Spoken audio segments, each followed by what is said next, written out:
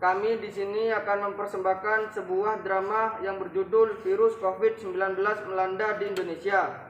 Perkenalkan, nama saya Ahmad Syaril Ramadan sebagai narator. Perkenalkan, nama saya Nur Aziza Putri Hidayah sebagai teman dekatnya Ica. Perkenalkan, nama saya Tasya Aprilia sebagai teman dekat Ica. Perkenalkan, nama saya Novi Fatmawati sebagai perawat. Perkenalkan, nama saya Dika Suci Indasari sebagai dokter. Perkenalkan, nama saya Sinal Aziza sebagai pasien. Perkenalkan, nama saya Faikatul Islam Madani sebagai kakak Ica. Salah satu kota negara Cina, tepatnya di kota Wuhan, terdapat virus yang dinamakan COVID-19. Virus ini berasal dari salah satu hewan yaitu kelelawar. Virus ini cepat menyebar di berbagai negara, salah satunya di negara Indonesia. Suatu hari pada bulan Maret, salah satu warga Indonesia dinyatakan positif terpapar virus corona. Setelah itu kemudian merambat pada warga lain dan setiap harinya semakin banyak orang yang positif COVID-19. Suatu hari ada 3 orang remaja yang tidak menghiraukan himbauan dari pemerintah. Lalu ketiga remaja tersebut berencana untuk nongkrong di salah satu kafe. Dan mereka tidak menerapkan perilaku 3M. Melalui via telepon WA, mereka mulai merencanakan untuk nongkrong di kafe. Halo Nau. Iya, apa Cak? Besok keluar yuk bareng Nata, mau nggak? Ayo Daja, lagi aku besok nggak ada kegiatan. Emang mau keluar kemana? Mending nggak usah ke tempat yang rame, Rek. Takut kena virus corona. Gimana kalau ke kafe yang biasa kita nongkrong aja? Ya udah besok ya kita ke sana, mumpung aku juga free nih. Jangan lupa pakai masker ya, Rek, biar kita terhindar dari virus corona. Alah udahlah, nggak usah lebay kayak gitu. Aku corona itu nggak ada. Iya Nau, bener banget kamu. Cuma tahu lebay banget. Bukannya lebay. Di desa kita tuh udah ada yang positif loh, Rek. Ya kamu aja Nat yang pakai masker. Aku enggak deh, banget tahu kalau pakai masker. Ya terserah kalian aja, Rek. Yang penting aku udah ngasih tahu aja.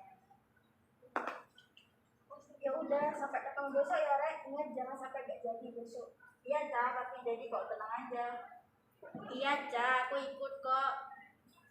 Keesokan harinya, 3 orang remaja tersebut pergi nongkrong di kafe tempat biasa mereka nongkrong. Naura dan Nata pergi ke rumah Ica untuk menjemput Ica. Assalamualaikum Ica. Waalaikumsalam Nau. Bareng Nata juga kan? Iya, Cak, aku ikut kok. Lo kok kamu belum siap-siap sih? Katanya mau keluar. Iya Cak, kita udah siap-siap nih. Apa malah kamunya belum siap-siap? Ya maaf, aku baru selesai mandi nih. Ayo masuk dulu. Nah, kalian beneran nggak pakai masker nih? Males Nat, gak enak kalau pakai masker banget aku. Jauh-jauh gak usah perkara masker doang deh.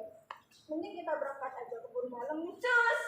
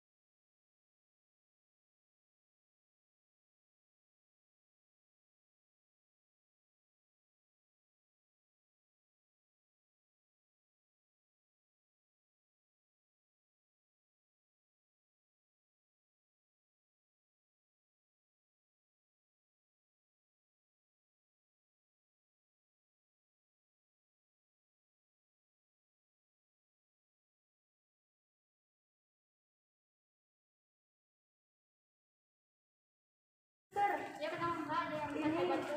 Tolong adik saya diperiksakan ya, udah mengalami gejala panas, batuk, sakit tenggorokan dan juga demam sus. Kalau boleh tahu gejalanya sudah berapa lama ya Mbak? Sudah seminggu ini sus, panasnya nggak turun-turun. Baik Mbak, tunggu sebentar ya, saya panggilkan dokter.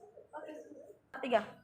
Setelah perawat menerima informasi dari kakak pasien, perawat pergi ke ruangan dokter untuk memanggil dokter agar bisa memeriksa informasi dari kakak pasien. Perawat pergi ke ruangan dokter untuk memanggil dokter agar bisa memeriksa pasien.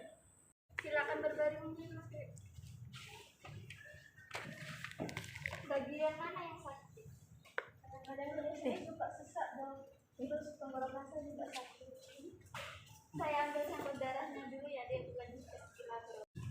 Sembari menunggu hasil lab, Ica dokter memasang infus pada Ica agar Ica mempunyai sedikit tenaga.